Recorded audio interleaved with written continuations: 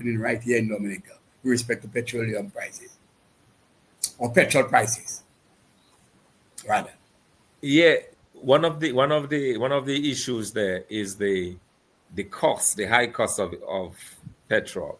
Um, you pay on average 14 between 14 and $15 a gallon, EC dollars a Wow. gallon. And there are several reasons for that. One, of course, is that the very high excise and custom duties that are paid on the petrol being imported into the country. That's one. So government gets its share there already. But guess what? Government gets on every gallon that you purchase, the government gets between $3.25 and $3.50 on every gallon. And that is a direct consequence of a government that has failed to grow the economy. You see, because there's so little economic activity, they have difficulty in raising taxes. So they just impose an additional $3.50 on your gas.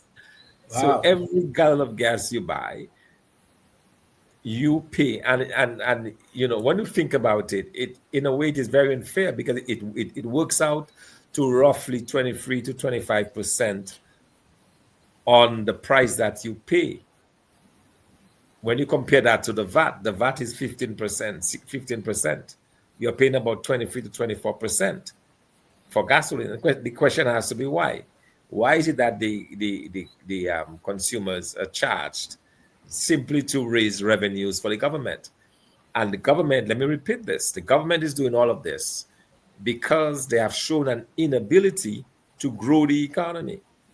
So they're looking for every little captive way to get monies out of the pockets of the consumers. That's going back. So your tax, you have to pay your income tax, you have to pay your VAT. Now you have to pay government $3.50 every time you buy a gallon of gas.